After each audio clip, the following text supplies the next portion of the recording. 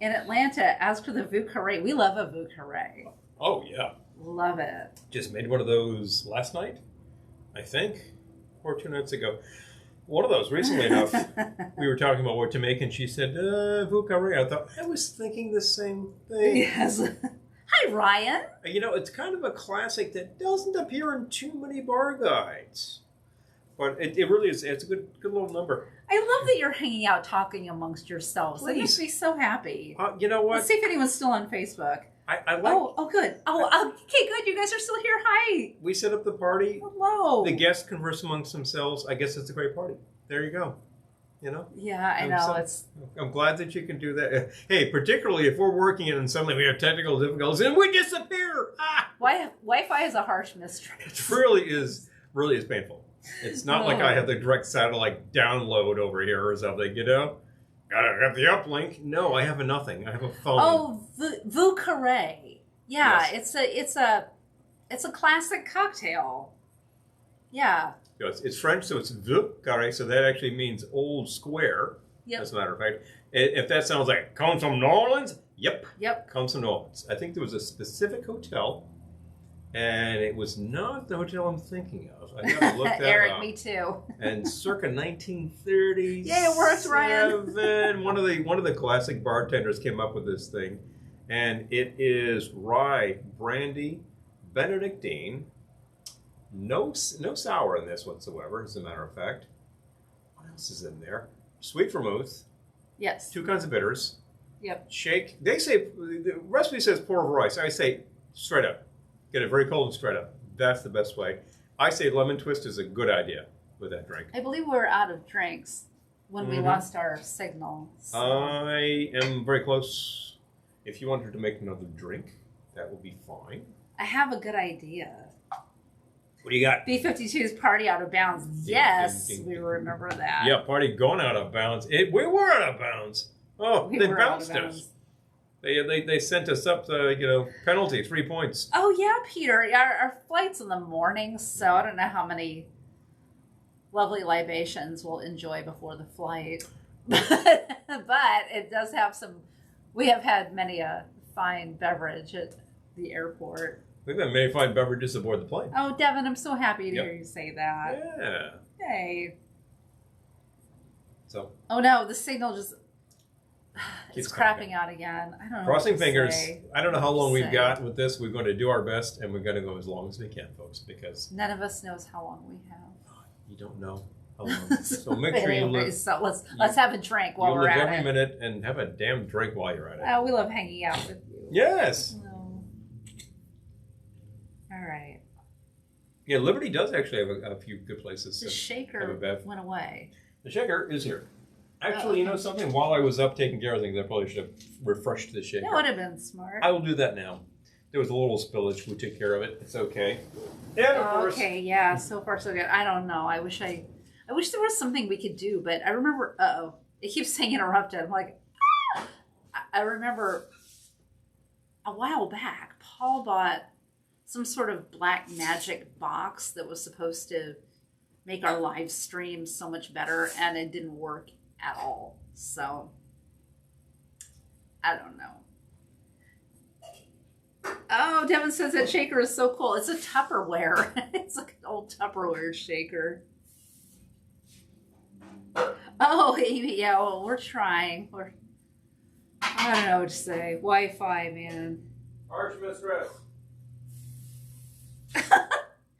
Eric says, I know when I'm going to die because my birth certificate has an expiration date. Oh, no. Oh, Gettysburg Map says, although in real life I'm unlikely to mingle at a cocktail party in PJs and bunny slippers. That would be fun, though. Slumber party. That was a lot of fun. It would be fun. Oh, my gosh. Magic box. It wasn't magic. It was kind of crappy, but thank you. It's a great device that never worked for me. I'm sure it works for other people. It was not. It was not some $29.99 piece of junk from the internet. It was actually a very well designed device. It is literally. You said it was a Black Magic box. It's literally made by Black Magic Video, and I could never get this to work properly, and I never got satisfaction out of their customer service, so I can't speak too highly of them right now. But actually, we just revived that machine, and it completely conked out, and then I took it to the technicians, and they gave it new internals, which are faster, better, stronger, and we're going to see if... Hi, Anthony. Good to see you. I'm going to see if I can actually get that device working again, because I've got the box. It's not doing anything. And if that works, I could really have multiple camera video. People do it all the time. Okay, so for our next drink, you can probably guess at the ingredients. I'm calling this one Crowne Plaza Tequila Rummenstein. Because it's got tequila and rum. Rummenstein. So I'm going to use up the rest of the rum, which is over there. You got it. Oh, I have the rum, yes. Actually, I think you have the... I also have. Why don't you start with the rum and start with the tequila? The tequila's out of my reach now. I can't reach it either. All right, so I'm making 2. So 2 ounces of dark Jamaican rum. And I don't need to measure it because I measured it earlier. That was 2 ounces. That was 2 ounces. And let's do 2 ounces of tequila. Mm-hmm. Because I'm doing 2. Mm-hmm. I don't have the tequila. It's over here. Do you want me to get up and go get the tequila? Or hold this. I can hold this. Something's got to give. Somebody's got to give. Somebody's got to give. All right. I can almost reach it. It's almost there. All right. I got it. 2 ounces of tequila. We have 2 votes for Rummenstein, by the way. Rummenstein. Crowne Plaza. I like Rummenstein Tequila Rummenstein. Reminds me of 2 ounces rum. DJ Frankenfurter. No, DJ Schwankenstein, who has appeared from time to time at a certain Northeast event. And then I need an ounce of lemon, which I don't think we have. Check that lemon. You might be close. I might be close. Oh, but... careful. Wait, Don't have a tipper on it. No, I'm not ready for it yet. Oh, well, I was handing it to you. I know, but I wasn't ready for it. This is almost. This is like half an ounce. Yeah, that should be fine. It's not going to be as good. I got to tell you. Speaking of harsh mistresses. All right. So, an ounce for 2 of Grand Marnier. So this would be a half ounce ordinarily of Grand Marnier. And then, please, take this, please. Also. Thank you.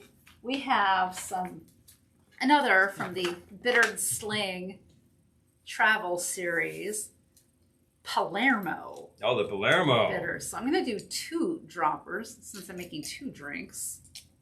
But ordinarily you'd do 1. Naturally. We have a few comments here about the nature of the drink, including that Devin would be the bride of Rummenstein. Of course. Well, I would too. You know, every Rummenstein needs a bride, doesn't? Oh, here it is. Yeah, there it is. What happened to my thing? And from John, actually, that's Rummenstein.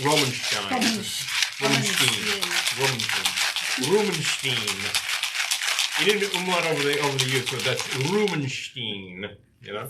Frankenstein. Or Momenchance. That's another good one. Polobolus, anybody? But yeah, I remember Momenchance. They were Swiss, I believe, if I'm not mistaken. Really? I could be wrong. All right, bring it over. All right. Wait, that's the one that had the lemon. Oh, true. Bring yours over. Where's mine over? Oh, right there. Mine over's here, over. Hold on. Bring it over. Draining the dregs. I don't want to pollute the drinks. Jeez. I remember Momenchance a lot on shows like Donnie and Marie. Oh no, I remember Polobolus. That's what I remember. Polobolus. Yeah. I remember Momenchance on a lot of shows, but who were the 2 mimes who did the damn show? Shields and Yarnell. Jeez, they had this whole summer replacement show. It doesn't weather well. It really doesn't. It was a thing. It doesn't weather. It was good for them at the time. As far as it was good for them, but it wasn't good for you. As far as shows at the time that I watched, which actually were not that well conceived. We're a little trippy here, so I would say that I'll take the rest. Captain and Tennille show gets better as it goes along because they decide that they're tired of the stupid sketches and they're just like, give me music. So suddenly they're this show which is doing a lot of contemporary music, and that's about all they do. What happened to the topper? And they got a lot better. The Oh, topper? it's right here. Oh, there we go. I have no idea. Never mind. Where you left it? Cheers. You saw live moment shots on the Muppets. Oh, well, that's something fun. Oh, that's good with those bitters. Yep. So I get a report that the Rumenstein is quite nice. This is a good way to go. I'm enjoying it. That's a good way to go. We've seen similar types of combinations of rum and tequila, and you know what? They work well. But it's not too surprising because rum and brandy work well. And tequila, to my mind, is like, who came up with tequila? The Spanish. What were they adept at? Making brandy. What do we got? Agave.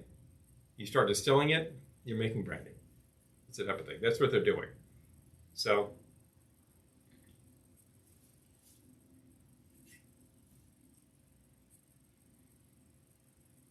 oh, yeah. Well, there's always hair pieces after all. And I see like, when you see some of these gals who do who do a lot of the runway work, it's like you see massive hair. It's like, no, that is not necessarily natural. Well, it might be natural hair. I'm just saying. So bear in mind that Bride of Frankenstein hair, yeah. Larger and thicker hair or something completely crazy. I'm kind of imagining that, yeah, her hair originally was not her hair. It was the 30s. They made it up. You guys can go vintage and broadcast using amateur TV like amateur radio, but then you need a license for that. Oh my God, yeah. Well, we've known people who've had like public access shows. Yes, we have. Yeah. And there's always the concept. Yeah, with Victor. We were just doing that routine today, Eric. Roger. Oh, Robert. There's always the concept of using vintage equipment. You find like a 60s Norelco camera and broadcast that kind of thing. Now that's fun because you get that actual color and texture that you would out of that era of kinescope. Well, that's kind of fun. Now the equipment has to work, and since it's all 55 years old, you're going to need to service everything. So that's a completely different project. Errol had a Franken car. Oh, Franken car. Well. Oh, it always cracks me up when I see those. They replace like parts with different colors and stuff. I love that. Whatever you got. And apparently didn't apparently get to Earl Scheib afterwards for $59.95. So if you get that reference, you're from Southern California. Was it Earl Scheib only in Southern California? Never heard of Scheib. Oh, Peter thinks there should be a Muppet cocktail. I'm sure there must be. Oh. I'm sure there must be. Oh, everyone loves Muppet shows. Watched them regularly on shows as a kid. They were fascinating because they were weird. Oh, yeah. They were just far out, and they would just do these whack job, like voiceless things. It was just all this massive mime with these basically like life-size puppets because it was just people inside socks and whatever the hell they had. It was all about movement. It was all just about TV at its human best. movements, and they were fascinating. Well, I just love the variety shows from the 60s and 70s because they just had everything. Whatever you could do. Yeah, you could just have like some TV star hosting and ballet and some pop singer and a comedian. Like it was all over the place. Ladies and gentlemen, Victimone. It was Victimone followed by the acrobats from Russia, followed by the guy spinning plates. It was always a guy spinning plates. Dan says mime over matter. Eric says my favorite skit, there was one of two big eyeballs and the giant lips. That's one of those that would have just been seared in my brain if I'd seen that when I was a kid. It's simultaneously Dolly and The Residents on television for kids. Oh, Fraggle Rock. That is really kind of freaking out the mind. Oh, Not Easy Being Green. Midori, maybe. Exactly. Now you're talking. Have we done a Not Easy Being Green train? I'm not entirely sure we have. We have to look into the archives. We need to remedy that if we haven't. I would be glad to say I would just dial it up in the archive here, which contains every drink we've ever done, except that it doesn't. That doesn't exist. So if any of our super fans out there are like, oh, I've actually figured all that out, I'd be glad to know because otherwise I got to do it myself. Oh my gosh! Oh, Miss Piggy cocktail. Miss Piggy. I just saw a picture on Instagram, like probably a half hour before we went live. that was Miss Piggy done up as Ziggy Stardust, and it was Piggy Stardust. Piggy Stardust. Should grab that and post it. It's hilarious. But I don't know if I'm authorized. Oh, well, yeah. It might be a non-fungible token. Well, NFTs. I don't know. Might be an NFT. NFTs are, in fact, not fungible. So I'll bear that in mind. But here's the thing. John, I see a Muppet theme in our future, too. All I can say to that is mana. Do, do, do, do, do. Mana, mana. Do, do, do, do. Mana, mana. Do, do, do, do, do, do, do, do, do, do. Which brings us back to a theme that we heard just half an hour ago about being in a hotel room, and the next door they're making, pornography. The actual theme I was singing, where's that from? Anybody? It's not from the Muppets originally. Tell me where it's from for extra points. The actual original use of Mana Mana. You name the movie, it was from a motion picture, and you get, I'll send you a bonus cocktail. Guaranteed.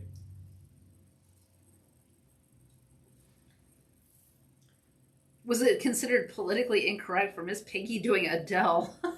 I don't know. Did she? I don't know. Did she? Yeah. That's, it's sort of a tribute to a very prominent and great pop artist, which the Muppet Show did regularly back when the Muppet Show was on the air. And the Muppet Show, of course, featured pop stars always. I mean, I think some people's favorite was possibly Harry Belafonte, who did great things with the Muppets. Well, all sorts of people appeared at the Muppets, and it was just fantastic. And then, of course, there was all that Muppet music composed by Paul Williams. Well, I think maybe because it was Miss Piggy. But Adele lost a bunch of weight. But we get into these sort of weight-shaming things, which are just not. But Miss Piggy was never she just is who she is. So I don't know. Kind of a force of swine nature. So that's the thing. It doesn't have anything to do with sweet in heaven and hell. Thank you. You get the cocktail, sir. That was getting cocktail ma'am. Cocktail ma'am. Cocktail ma'am. Actually, it's a ma'am. Yeah. Okay. Harry Belafonte drumming with Animal. Well, this is the thing. They could do that. Hi, Danielle. Good to see you. They could do that. Animal, I think, was largely modeled on Keith Moon. Oh, Sweet in Heaven and Hell. Dr. Teeth, I think, was Dr. Teeth and the Mayhem was, I think, largely modeled Waldorf Dr. and Hook. Statler. Yeah. Oh, those Alice guys Cooper are awesome. was on the Muppet Show. Oh, yes, yes. Oh, yeah. But definitely. Statler and Waldorf were my favorites, I think. You always have I think the older I get, the more Statler and Waldorf are my favorites. Well, you always have to have the peanut gallery, and those guys are like, we're like 78 years old. We don't give a bleep. But I just think we're turning into Statler and Waldorf. Well, we just comment on everything. We do. Without malice. Devin. Without malice. It's all in fun. Yes, we're not mean. But when it's junk, it's junk. There's no two ways about it. But without malice. Without malice. It's junk. But without malice. How was it? It was crap. But without malice. That's the kicker. Oh, Elton John. Yeah, everyone was on the Muppet Show, right? Elton John is such a natural for this wild puppetry show. Like all these colors, just crazy characters. Hello, you just fit in there. Elton, of course. Gettysburg Mammoth Sing. I find myself saying phenomena every once in a while. Well, whenever one of us says something that even remotely sounds like that, we end up singing it for 5 minutes. The phenomena. Do, do, do, do, do. Yeah. And away you go. If you watch that biopic of Elton John from a few years ago, of course, it reveals that he cut his teeth with a group called Blues Incorporated, which used to back up all the touring soul guys and gals who in England in that period of time. And who was in that group? Like Elton Dean. Long John Baldry, I think, was in that group. It was just real serious musicians were in there. So he really that was the woodshed. And ultimately, I think, Sir Elton would probably be a fantastic R&B guy if you just put together a pickup band. Oh, Rolf. Rolf is awesome, Peter. I mean, he's got this massive catalog of hits. He doesn't need to do that. It'd be great to see him just shred with a bunch of R&B guys and just just back up Adele. There you go. That's the concept. Go. I want to see that happen, And he's got this sensibility. He's done it all. He doesn't care. He's good. You know, that'd be awesome because I think at the end of the day, he's just a great player. You know? Manamana should be a drink. I agree. Damn it. It should be. He says, according to my mother, she had a friend, Frank Sheets, an animal reminded her of that. I love that. Again, I think that... I still love animals. The fact is that this was a very hip crowd. Jim Henson cut his teeth in the 50s, but he lived through that whole period with his crew of misfits. And he was aware of everything that was happening at the time. And I think he was thinking rock and roll, a lot of things. I mean, he actually has a character in the group named Janice. Well, hello. Yeah. But like Dr. Teeth, like definitely has a Dr. Hook vibe going on. Yeah. And then you've got this drummer who needs to be chained to the drum set, and you're thinking Keith Moon right off the bat. Somebody just that animalistic, but also Ginger Baker, somebody that like just massive on a really huge drum kit. So, yeah, kind of interesting. Kind of thinking like that. They're dealing with the rock and roll thing without getting heavy metal about it. Jim Henson was a genius. He had a genius and he worked it. He made it happen. He started doing commercials in the 50s. You see a lot of this. You can catch a lot of stuff up on YouTube. And then I think the Muppets appeared on a lot of shows. And eventually somebody just thought, why are these folks just not on something larger? And then eventually you get Children's Television Network. And then it's like, bang, they get a place. And then eventually the Muppets show itself. Well, that was obvious. Wait, David says, I have a drink called Banana Na. Banana? Can you share No. the recipe? If you'd like to drop it here, I think our correspondents would be interested. I think we have some people who would be very interested in that recipe. Well, starting with me. John says Elton recorded a bunch of covers before his first LP. I think included Signed, Sealed, Delivered. Wow, okay. Well, hello. Hello. Oh, Amy says, I thought Animal was Buddy Rich. Well, if you want to talk about could he be the great drummers of yore, then we start talking about Gene Krupa. We start talking about Cozy Cole, like these just really powerhouse guys. I think that the reason that I'm thinking Keith Moon is that Animal is Animal. It's like he seems completely uncontrollable. And that's the kicker. And in terms of like finesse and style, I would absolutely point to Buddy Rich. Saw Buddy Rich live in 1982 myself. He was fantastic. It was just unbelievable, like what this band was doing. He was really incredible drummer. But in terms of like just getting out there and just hammering away, wow. Yeah, I'm thinking Keith Moon myself. Oh, Gettysburg Ma'am says, I watched a documentary about Jim Henson, and they talked about how the Muppets were cared for. They were practically under lock and key.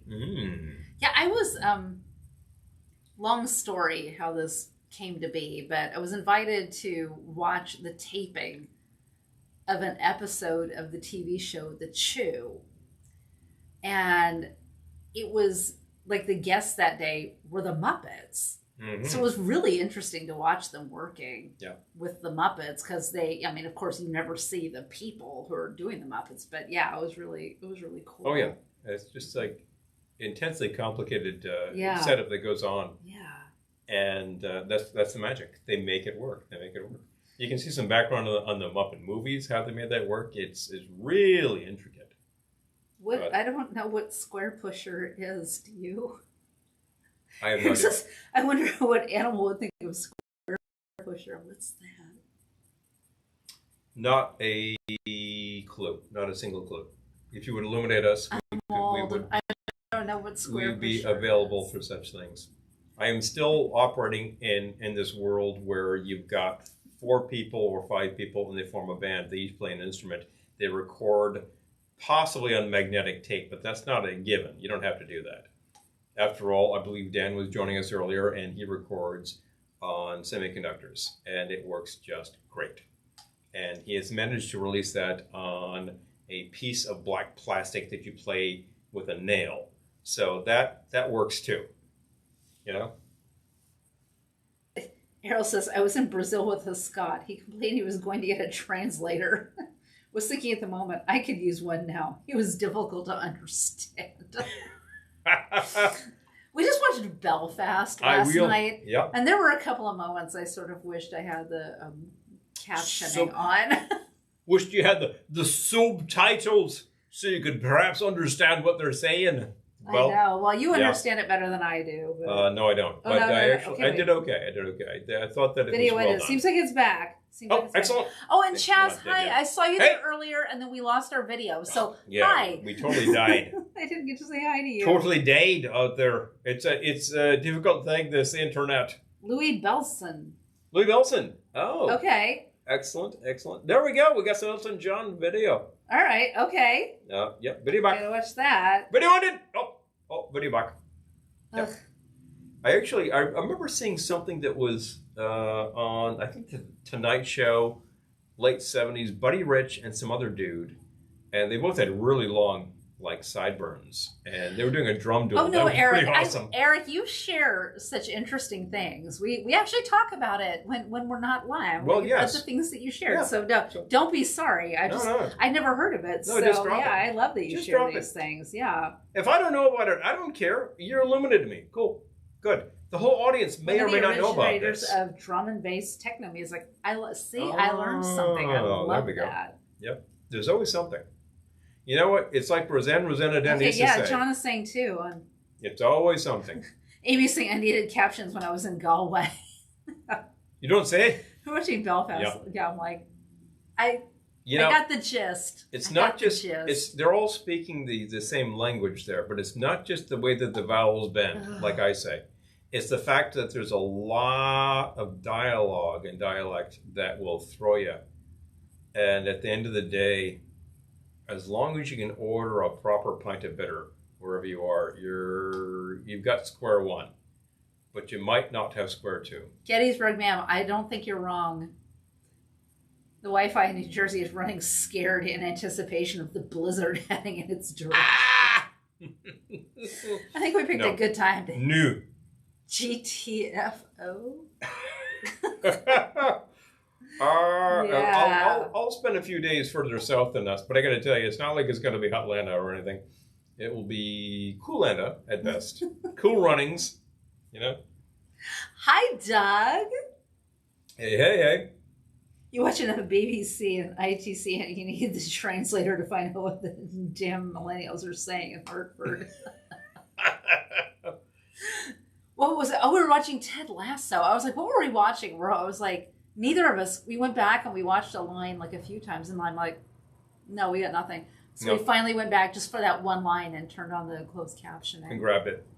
I think it was just the mix. It was really buried low under a bunch of noise, and they're expecting that you're going to grab everything with the accents. Accents in Lasso are actually fairly coherent. They're not going way out. No, I mean, so they're not bad at all. You'd have to Robin be Williams completely Scottish unfamiliar. bit, yeah. But you get Old Country in England, and it really starts to bend, and and then into Scotland and whatnot, and you've got to pay a little bit of attention to what's happening with the language. Ken says, don't you think Statler and Waldorf ought to be an NYC cocktail that begins with a zing and ends with a bite? I love it. Seriously. Well, I got to imagine if you go to the Statler and then you go to the Waldorf, the old Waldorf actually has a fine cocktail menu.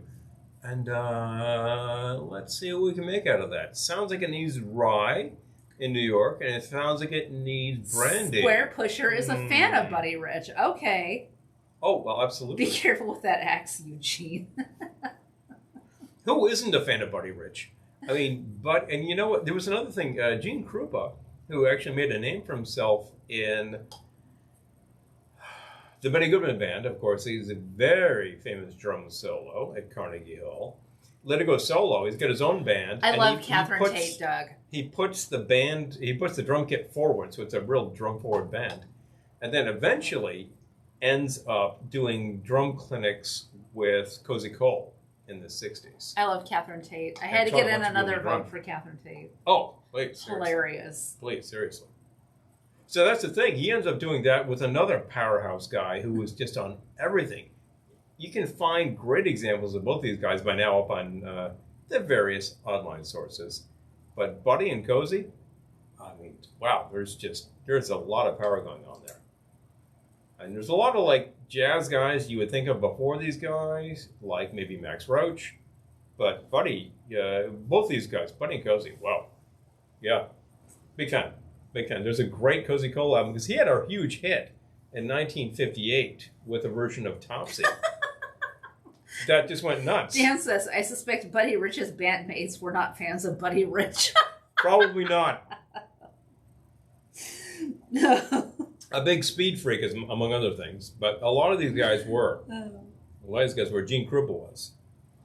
Not too great on the human body after a while, but they were going for like a lot of gigs. Oh my gosh, John said exactly the same thing on Facebook. His band wasn't particularly a fan of Buddy Rich. Dan and John, you are just like in sync, my friends. Simpatico. And you have both seen each other recently, as a matter of fact. So you know what it is. You know, this is the thing, because he was the name, and his band was always hired. Forgive me, I had high hopes. I'm just learning to fly. Yeah. Oh, jeez. Poor Buddy. Gettysburg Man says. I just recently found the ticket that I had for the show that I saw and realized when exactly it was, and it was sometime in 1982. I think it was the fall. I have to check the date again, but I think it would have been, that would have been around that time. And it was a dual gig with him and Maynard Ferguson. So this was, I forget exactly where it was. I have to check the venue again. And they were both actually very good. They did exactly what you would expect. And it was really fun to see them. You know, I was not familiar with either of them. I was in the band. The guys were like, we're going to see these guys. Oh, so I said, yeah, sure. At the time, I considered it part of my education. I didn't have access to a lot of that kind of entertainment. Oh, yeah. I actually know who Cozy Cole is. Oh, yeah. Because we have a record. We have the actual Topsy record, the big hit record, and he does all of these standards on it in the same vein. And frankly, a lot of other things on that record are better than the big hit. They're like much more powerful songs. He scored like kind of a hit and a half off that. He got like a good follow-up with a song called Bad, which is just great. Errol says, heard a comedian talking about singers with British accents. I've thought of this, actually. This is why I'm reading this. Heard a comedian talking about singers with British accents that sound American when singing. Said he wanted to talk Bronx to them when they sing in a British accent. I always think that too. Yeah, like, why do you sound so What's up with this? What you American? What you Yeah, talking and they about, sound guys? totally British. When What's they going on? There are have you heard English, this band English singing the theme music to Rawhide in a Scottish accent? No. Rulin'. I need to. I wonder if there's ever a British person named Jethro. No. Jethro Tull. Oh, really? Well, there was an actual Jethro Tull who was English. And the band itself was entirely I was going to say, I feel like Jethro is English. Full-on Kentucky. It sounds very hick. But hick, of course, comes from the British Isles, so you got to actually bear that in mind. But yeah, Jethro Tull, of course, were English. I love this whole conversation happening here. Like, everyone's talking amongst themselves. It does my heart good. Just as a complete aside, I actually really enjoyed the first two Jethro Tull albums a lot. I think those are brilliant. After that, other things happen. I don't think they're bad. No. There's no my speed, generally speaking. Other things happen. I think, third and fourth albums actually are... What things happened? They get very folky, and it's not necessarily what I do. I think that they're very high-quality records, and I managed to see them years later, circa 1988, I think, live, and they were great. They were fantastic. So I got to say, hey, if I didn't dig everything, they were kicking it. Did they have an album that was kind of spacey? They had a lot of records that were a little far out, and no, I don't know about spacey. You gotta think about that. Because I remember waking up in the middle of the night and, like, I don't know, it must have been a dorm type situation where I was just hearing this music that was like really far out and spacey, and someone was like, "Oh, it's Jethro Tull," and I was like, "Oh," I had no idea, but well, we got to look into that. Anything's possible. I mean, I would more likely suspect fairly second tier Pink Floyd for that. Actually, quite a bit of Pink Floyd sounds like that. But for Jethro Tull, well, their first couple of records are pretty hard rock, and their second record is like really hard rock. And later on, they get like very heavy folk rock. A lot of like English folk going on. Oh, Jethro Collins of the BBC. Okay, all right. There we go. Apparently, they're still touring. Gettysburg Ma'am says. Okay. Tull? Yeah. Yeah. Okay. I don't doubt that at all. It's a massive, massive name. I really like their second album a lot. I think that really hits it hard. They have some really good songwriting. Oh, Celtic bands doing rock with bagpipes. Yes, I love that. We might know something that resembles that. Yes, yeah, might be a little familiar there. Exactly. Okay. Yeah, there's a lot of that sort of thing. Bagpipes are one of those instruments that are Laura. hard to get around. Look at the dorm situation. That was a long time ago. It was a time. It's a long time ago. Galaxy near to our hearts. Galaxy we all still live in. Perhaps we're still there. Unfortunately. Anyway.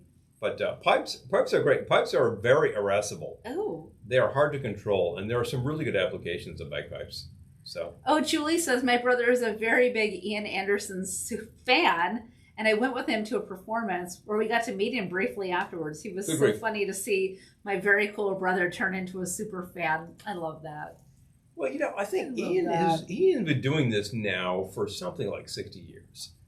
And I think that and he's actually gotten into all sorts of side hustles. Like, I think he's been farming salmon, that kind of thing. Really? Yeah. And okay. I think he's doing okay. And I think he's actually very cool with it. So I would suspect that if you met him, I need your phone. He would be very, very low key. I think we've got correspondence ringing in. Whoop. But my phone's powering the broadcast. Says, so Christy says Celtica and the Chili Peppers. Oh, Red Hot Chili Pipers. Red Hot Chili Pipers. That's right. Yes. Oh, the Chili Pipers. Okay, we got people ringing in on Facebook, YouTube, text. All right. We're all over the place. We are on both platforms. Oh my gosh. Gettysburg Ma'am says, I'll be seeing Journey and Toto in May in D.C. That sounds like fun. Talk about your classic rock right there. Jethro Collins. I love it, Eric. I think that's hilarious. By the way, I just want to note to anybody who's not aware, you should be. At all times, we're broadcasting live on both Facebook and YouTube. So if you're like, who's commenting? Where is that? It's on the other platform. Yep. You're welcome to tune into both platforms simultaneously. That's fine. We do. We are. And if you are watching on a smart TV, you can't comment. I'm sorry. That's what your smart TV says you should do, not comment. But you could always get on your phone on one of these other platforms, and you can drop in, and it'd be perfectly fine. Because we can also, by the way, see you. On a smart TV, I can't see you, so I don't know you're there. But I'm glad you're watching. But if you want to be on Facebook or YouTube, and if you want to be on them both simultaneously, you can join in both conversations. Hey, go to town. You can do that. I would be on more platforms if I could. What do you need? I got nothing. What do you need? I guess we just have beer left. You need me to run down and get a Mai Tai? I dare you to run down and try to order a Mai Tai. You know I love a dare. The bar's probably closed. What's the actual time right now? It's 9:20. Probably closing. I could try it. I don't know. I'm not entirely sure of the worth right now, but I could get you a beer. That's what I'm saying. It's like if it was. No, I don't even want the Mai Tai. I wonder what would happen if you ordered a Mai Tai. I've done it in bars like this, and the results are interesting. And there's a period attached to that sentence. So the results are interesting. Yeah, I don't know. You can get kind of close. Oh, John says, I triple dog dare you. Oh, Gettysburg Map's on Facebook too. Hello. All right. You've been triple dog dared. Flick committed a certain amount of insouciance by going past the double dog dare directly to the triple dog dare. Slight breach of protocol. A slight breach of protocol requires me to actually leave this broadcast and go find a Mai Tai. You don't have to. I've been triple dog dared. We won't think badly of you. John will. I'm like rolling my eyes at the camera. We don't think badly of you. He triple dog dared. Let's see what we can do. I'm horrified. and simultaneously fascinated. Take your phone so that if there's anything entertaining, you can record it. I'll be back.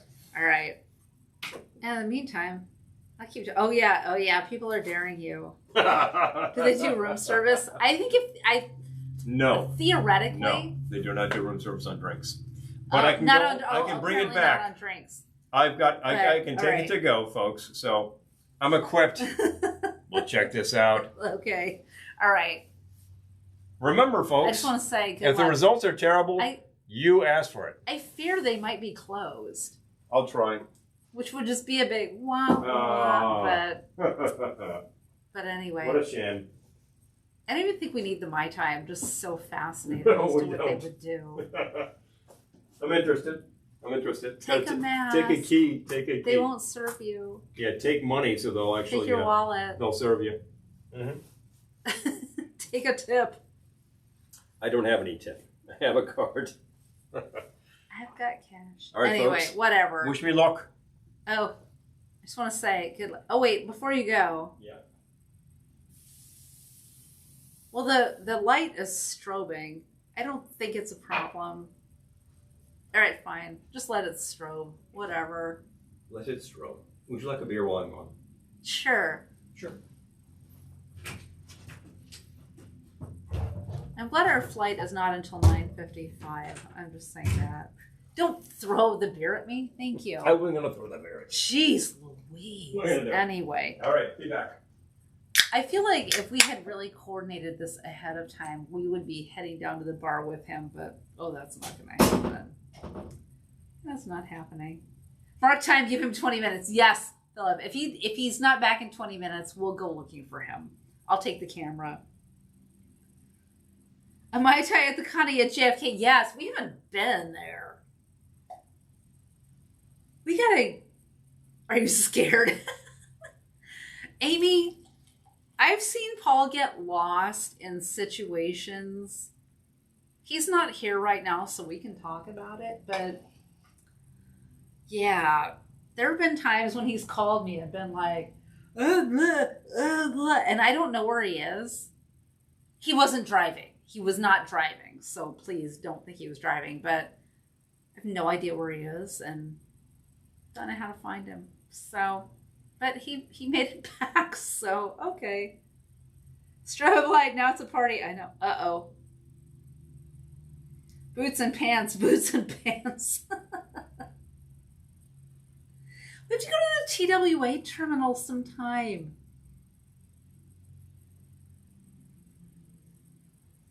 We were going to do that, and then COVID. Like, we were setting that up, and then COVID. Don't look into the strobing light. I'll try not to. You can see it. I'm going to have him turn it off when he comes back, because it's ridiculous. You won't be able to see us as well, but we also won't have a strobe light in our faces. They're here. It does kind of look like that, Eric. It does sort of look like... I did say geez Louise. I say geez Louise all the time. Jersey to Atlanta, isn't that? It's 2 hours and 47 minutes to be precise. Thelma and Louise. We were just talking about Thelma and Louise recently. That would be a good theme night. I don't think Paul's ever seen it. I was kind of trying to explain it to him, but I haven't seen it since the 90s, so I think that's going to be one to watch. It is strobing. Last time I saw a strobe like that at a hotel was a fire alarm. It does kind of look like that. Amy, we should get a group together. I love the comments. This is the point in Law and Order where Jerry Orbach makes a New Jersey comment. I love Law and Order so much. Well, he's sadly no longer with us, but I love Olivia Benson. Yeah. Boots and pants in the British sense or in the Columbus, Ohio version. Oh, your comments are killing me. I know. I keep saying we gotta do a watch party, and then getting it together is And my God, that light is bothering me so much right now. Getting a watch party together for me right now is so, okay, it turned itself off. Yay. It's so daunting for me right now, but I can do this. I can figure this out. I've got this. So when we get back, we will figure out a Thelma and Louise watch party. Thankfully, it turned itself off. That was nuts. Okay. Hold on. You guys. It's a rave. It was sort of rave-like. I mean, I haven't been to that many raves, to be honest, but that's how I imagine it would be. It's the rhythm of dance music. I hear something out in the hall. I think he's back. That would be way too soon, right? That means the bar was closed. Oh. No, I don't think it's him. I hope we don't have to go in search of. That'd be so humiliating for him, right? Oh! Mai Tai looking good. He just commented. Mai Tai looking good so far. Uh-oh. Oh, Satellite's asking what kind of beer we have. It's a Hop Commander IPA from Captain Lawrence.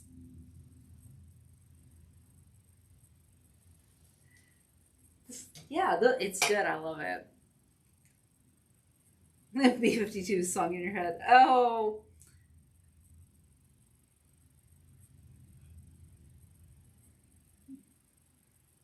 Red Room. Okay, I think I'm caught up. Wait, I think I missed something. Hold on. Oh, watch party. I really do want to do a watch party. I've been threatening since Halloween to do a watch party, and then I try to do it, and it's just, it feels like so overwhelming. But I always tell myself this in any situation that I feel daunted by: millions of stupid people do this every day.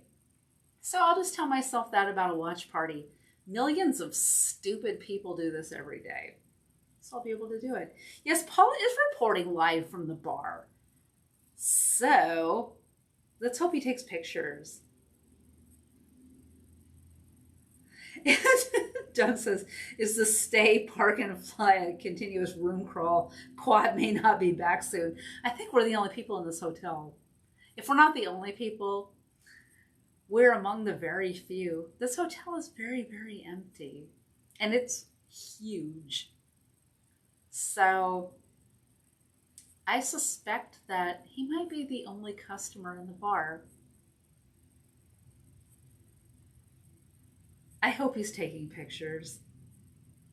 Oh, watch party of the Flintstones, Peter. That's a great idea. I love that.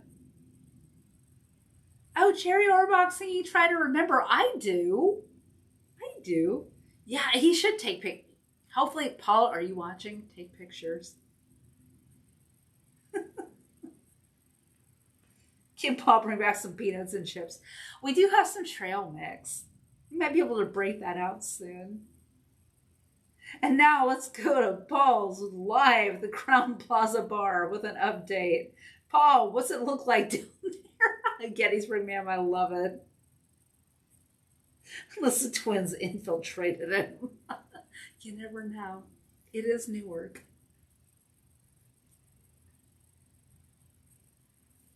He better be taking pictures. Yeah, TV party tonight. We did a TV party video one time. That was fun. Gotta do another one. Or we should just record TV party. We've rehearsed it. It might be time to record that one. I got a beautiful microphone for Christmas, and Paul's all offended that I haven't used it yet. I've been a little busy, but it is time to use it.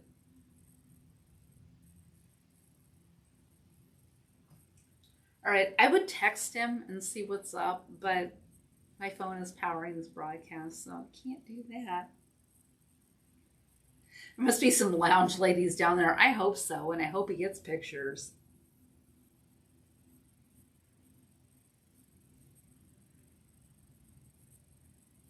Oh, we watched Repo Man recently too, Amy. I love Repo Man. We got nothing better to do. Exactly. We got nothing better to do. Watch TV and have a couple of brews. Don't talk about anything else. We don't want to know. We're dedicated to our favorite shows.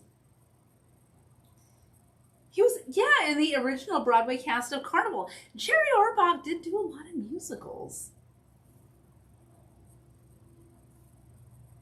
Say, no TV party tonight.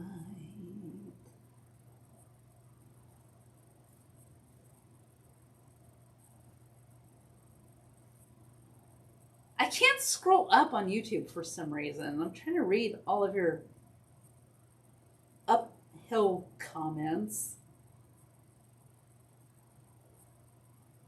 Wait.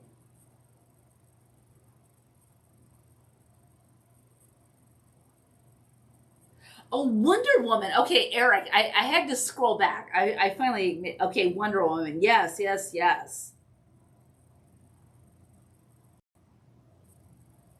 I love a Wonder Woman theme. I loved both of the movies. I mean, I loved Linda Carter and the TV series, but I love both of the movies too. And I've heard that, like, the real serious fans didn't like the second Wonder Woman movie. And I'm like, I liked it. Whatever. Live a good airport lounge. If only Wayne Newton was there. Oh, he's back. He's back. Oh, he's back. Oh my God. He's got a drink and a straw. What? Should I be scared? I don't think so. What'd they do? I tasted it. They did what I told them to do. Oh, okay. All right. Well, they just made it according to Paul's instructions. All right.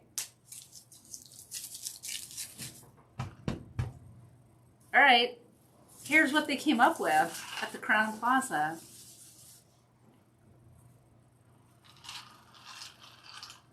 Ready? Mm-hmm.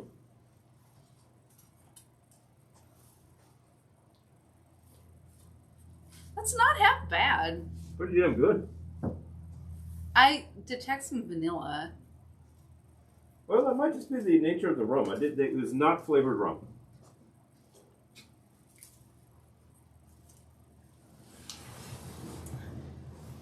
All right, on second viewing. Just Kelly Camille singing Black Flag on a Wednesday night in Jersey. Nothing to see. Move along. Moving along here.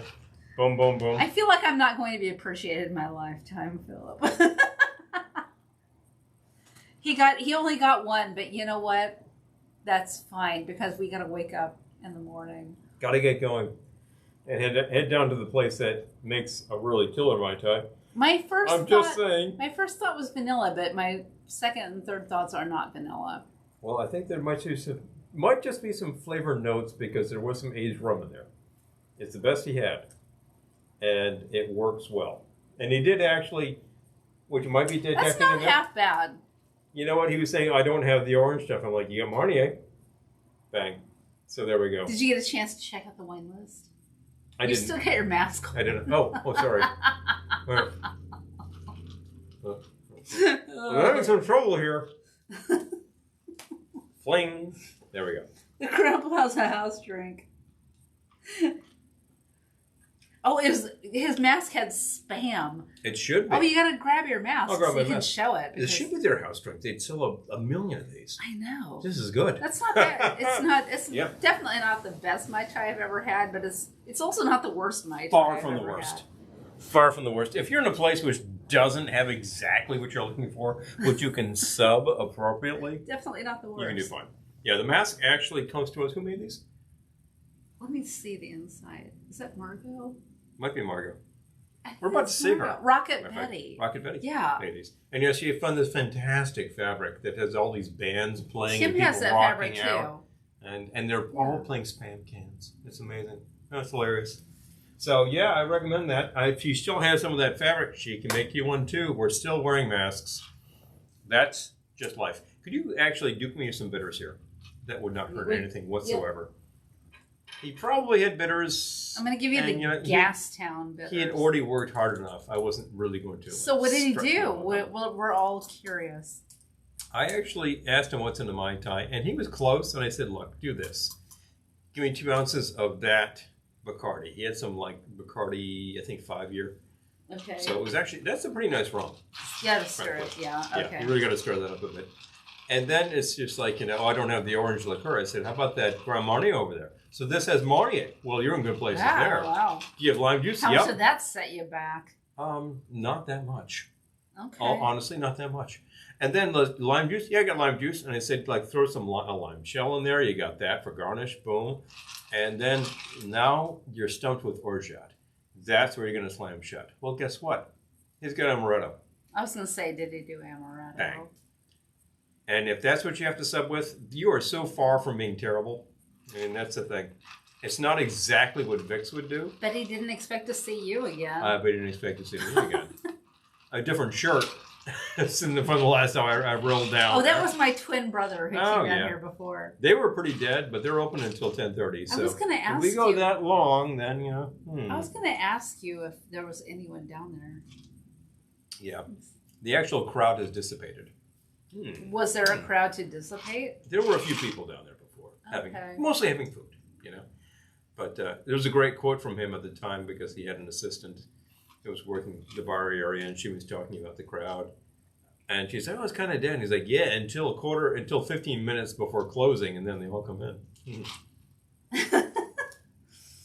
Oh, Gettysburg Ma'am says, I need to dig out my Spam cookbook and make some of these recipes. Oh, yeah. We have a couple of Spam cookbooks.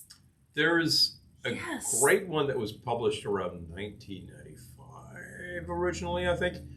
And there's a fun thing in there called Spam Confetti Pasta, which is just this big bowl of like thin noodles and Spam and cream and all this kind of stuff. It's just a big mess of food, which is kind of great. John says, the speed he does things, he had time to check out the wine list plus finish an appetizer. Boom. Oh, what's that? He didn't bring me any, but anyway. Oh, he was done. The dueling lounge singers room. I'm in. I'm in for that, Doug. Well, Scroties, dueling lounge singers. I'm available. The Scrotus bar actually demands variety year after year because it can't just be V up there. Amy says, did the bartender break out of the sweat?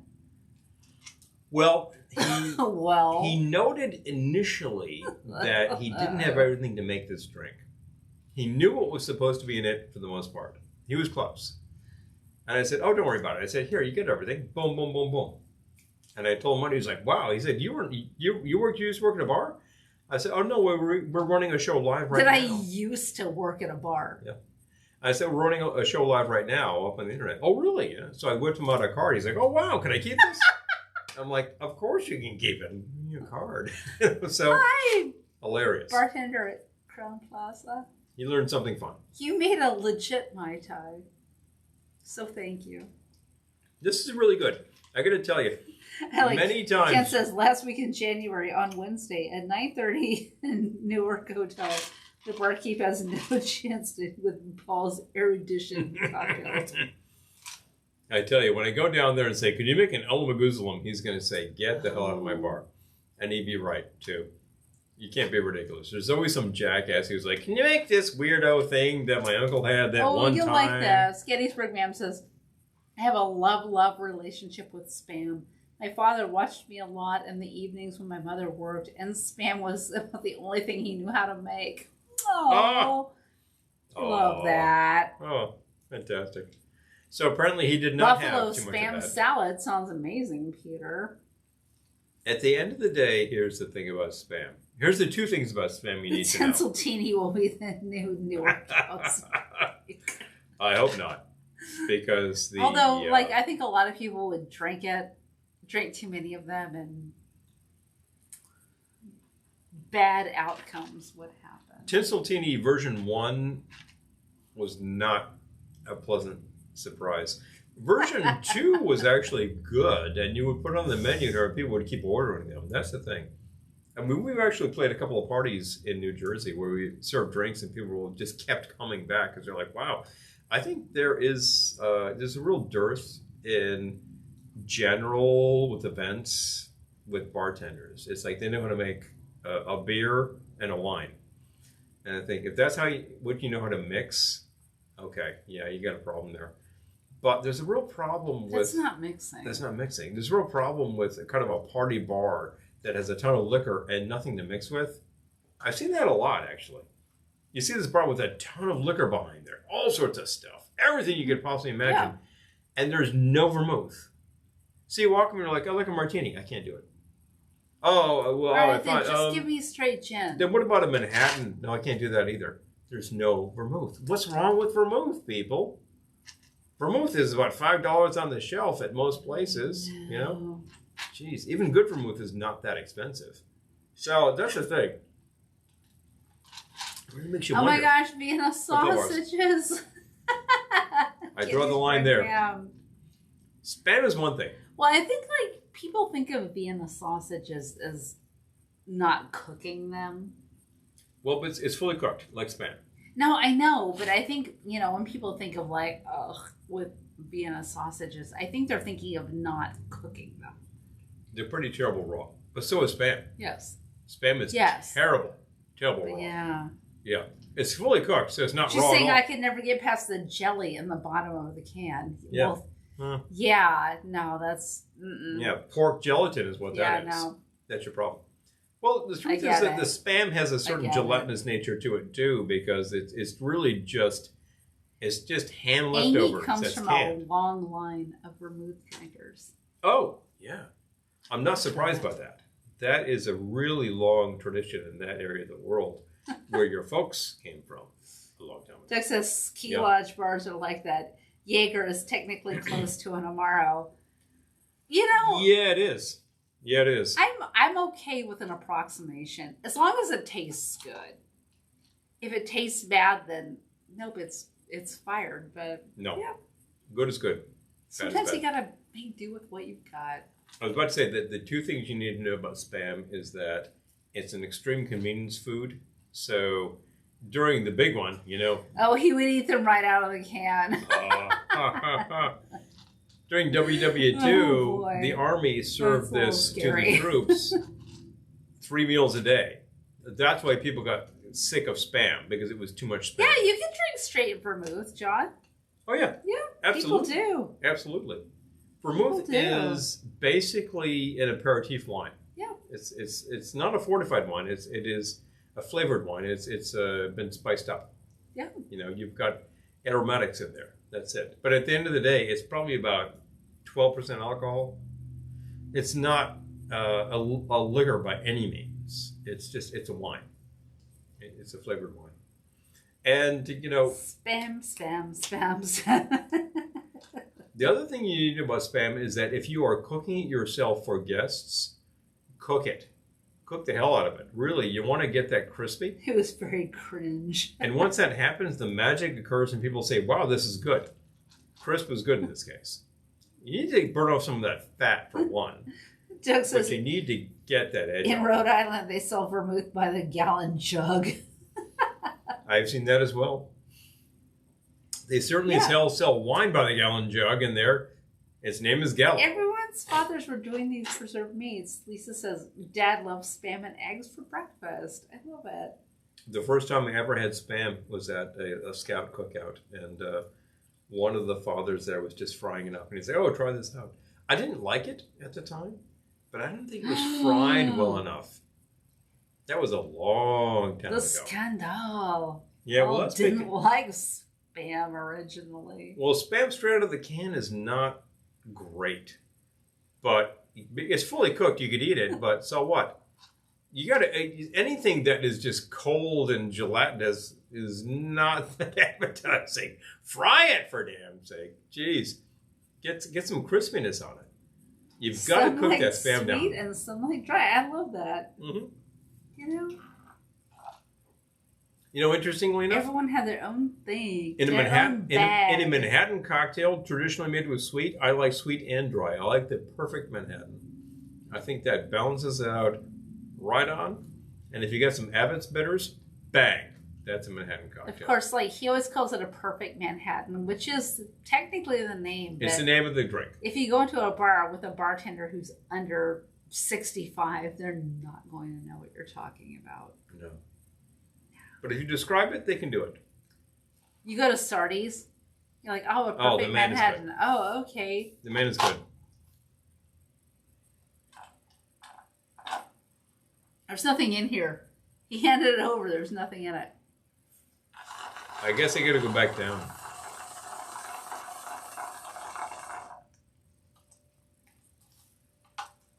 I'm actually good. You don't have to go down. But if you want to go down, you go. He's still open, but, I got a few things here. 10:30, you said. I did Get say another 42 minutes. Should you want to. We got Doug agreeing with the perfect. Well, there's a man of taste. And John saying Uncle Jack's. Oh. Okay, the one remember Uncle Jack. Scream reference. Yeah. I remember Uncle Jack, and I think that's exactly what I would have thought. He would have enjoyed a Manhattan. But and I'm saying to myself, he probably grew up with people who thought that a perfect drink was 2 ounces of Irish whiskey. Well, that's not bad at all. Nothing wrong with that. Oh, Gettysburg now. Okay, hopefully we will see you soon from Atlanta. Please. Yeah. But definitely. Hopefully the snow misses you. Oh, please. When Paul speaks of a place being dead, it reminds me of a friend, him and his family, only once on a military flight. He said they landed in Scotland, laughed, and he said, "Let me finish." Wait, what? Wait. What?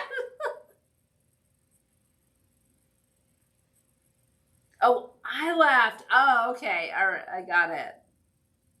The drunk submarine crew boarded in Scotland. He left and said, "You are correct." Okay, got it. All right, done. I got it. Okay. I got it. All the 3 pieces. I got lost there for a second, but It's got split up. Absolutely. That's the stuff. I love it. Now, by the way, John, my grandfather... Errol, your comments are the best. I love them. Oh, he's hilarious. They just crack us up. Well, when I was in the Navy, you were never in the military. Well, I played cards with men in the Navy, and you hear things that civilians don't hear. That's the thing.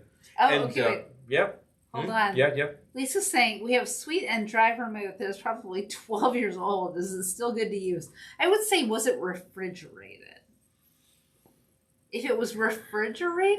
You've got a chance. You've got a chance. If it wasn't refrigerated, I'd probably just start over. It's a wine product. Yeah. And it will deteriorate. And that's it, because it's not high enough proof. Safe travels to you, Marcy. Yes. Can't wait to see you. Please. Please. Yes. Please. Yes. Get us here together, folks. That's the idea. Uh-oh. Absolutely. He went full Irish for a second. What Irish? No. So, listen. Vermouth is actually fragile. You want to keep it it's a wine product. Once you crack it, keep it in the fridge and use it. Use it. Don't let it sit around. If people use a half ounce at a time, it sits around forever. It goes bad. The flavor goes off. It's no good. I have an ancient bottle of vermouth that my father picked out from a wine stock years ago. This is going to be 1967. Oh, dear. It's gone. Yeah. I mean, I have the bottle still. I'm too sentimental to kill it, but no, there's no hope. But he simultaneously picked up a bottle of Armagnac. That's fine. Liquor will last. It wasn't refrigerated. Yeah, I would probably start over, Lisa. I hate to say, just, you know what? Yeah, drain cleaner. If the bottle's cool, pour it out, save the bottle. But most vermouth bottles are not that spectacular.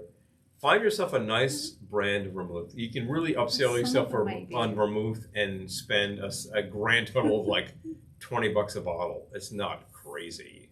Less than that even. 15 a bottle is fine. Because a lot of vermouth is really, really cheap. It's okay. Maybe not that impressive. Cook with it. Oh, maybe you could just cook it down as a wine product. Yeah, could be okay. I'm thinking of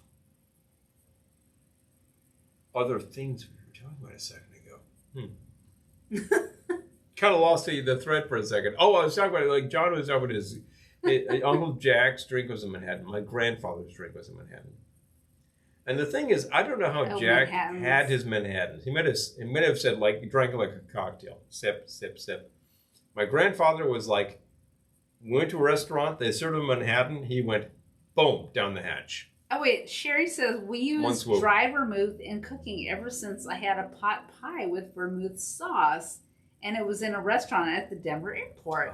Oh. Wow. Okay. That's super fancy Talk for about an talking amongst airport yourselves. restaurant. I love it. Well, that's fun. Vermouth is great in cooking. We use vermouth, dry vermouth in cooking a lot because we don't necessarily have dry wine or white wine around the house. And we frequently are like, we need 3 or 4 ounces of something. So I just whip out the vermouth. And it works just fine. Yeah. And the aromatics just enhance the flavor. It's a good idea. Well, vermouth is not particularly expensive. So, well, it could be. But a lot of vermouth is not particularly expensive. So you can cook with it. That's fine.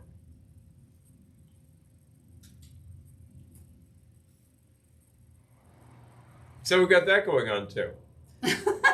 Are you out of thing? I still have beer. Oh, you do. Maybe I should have beer. Are you thinking of going down to... No. Now, okay. I've done that. Is it getting to be time to put this to bed? It might be. People have been watching this. We gotta get up at... Oh, almost 2 hours now. I haven't clocked the time because we're basically at the airport. We're there. It's not going to take us any time to go. We still have to get to economy parking. Mm-hmm.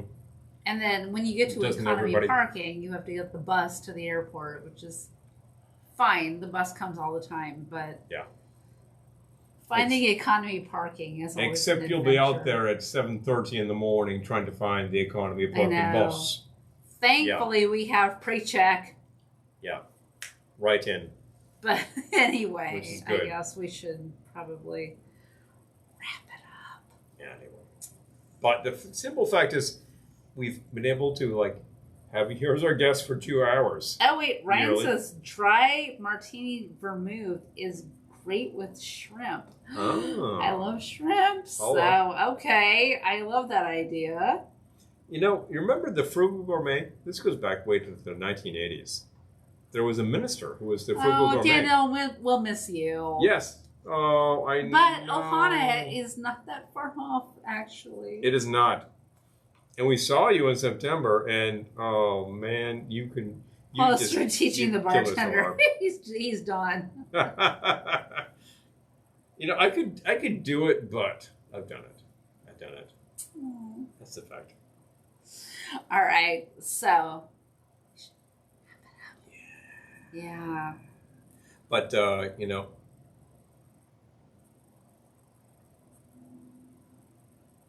I forgot what I was going to say. Dry martinis. All right. 3 dry martinis. The simple fact of our martinis always remains the same. 3 dry martinis, 2 at the most. Yeah, the simple fact remains the same, and it was said by a famous author: "I like a martini, 2 at the most. 2 at the most. 3. I'm under the table." And the rest of the story. And that's the fact. And Dorothy Parker was brilliant. So hey, I personally recommend 1 dry martini at the most. But if you like to... Oh, wait, satellite says... Wait, hold on. Hold the bus. Wait, hold on. The broadcast continues. Where are you sad? Oh. Amy's sad to be missing the fun. I know. Chess says, Repo Man, plate of shrimp. See? I was thinking shrimp, and I saw a plate of shrimp. Satellite says, I see lots of chicken with vermouth recipes online. Sounds great. Yes! That would be great. I was talking about the food. I'm into that. There was an 80s show called The Frugal Gourmet. You know, he was a cooking show and it was a minister. And he talked about one time doing, it was a Chinese recipe called... It has been swell. Drunk shrimp. And the drunk shrimp were drunk on gin. And he was talking about having a broadcast where he had a bottle of gin on the table and people were like, oh, well, that's interesting, you know. But I tried that once and it was awesome. It was really good. It was so simple. It was just a couple of ingredients and it was a shot of gin. Okay. And it was so good you could eat the shells. Let's he get was right. sushi and not pay. Let's go do some crimes. Oh, Dookie Wookie hurt his widow head. Shut up, Archie. You always come back to Repo Man. All right. I always do. We're going to do the Muppets and Repo Man. Short list. Artichokes makes you think of artichoke amaro. Chinar? Chinar is You mean? excellent sort of thing. I like that a lot. So. All right. I guess we got to clean up this room before we get out of here tomorrow. No, we don't. There's a person to clean up the room. But we will do it because... we're going to nominally clean it. I don't like to... We are not going to leave a messy room. I'm not a 60s rock star. I'm not going to trash my hotel room. Yeah. So, but... Oh, good night, everyone. Thank you so much for joining us in our little room. And thank you for sticking with us when our internet connection went like deeply south. Flickered like mad and finally just died. But we got it back. Thank you. Yeah. Took the opportunity to take care of a few things. And that is life on the road. Sometimes it's going to be okay, and sometimes it's going to be completely... We're going to try to go live from Atlanta, but who even knows what will happen. Inside a 1970s building, possibly even earlier, with a lot of metal on the walls, your signal could be terrible. Thank you. We will find out. Who knows? Maybe they've got facility. Maybe we could tap into their Wi-Fi and they would not mind. We'll try to see what we can do. Virtual hugs to all of you too. Please. Thank you so much. I'm so glad that we could share this experience with you together from a hotel room in Newark. Maybe next time we'll take a live feed down to the bar, but it would be hilarious. That would be hilarious. The man down there tonight would have said, "Oh, what's going on?" But it's all good. Just make a drink, whatever. Anyway. All right. Good night, everybody. The simple fact is we've enjoyed seeing all of you here today. Yes. We'll see some of you tomorrow. And as always, no matter where you are or what you do, we will see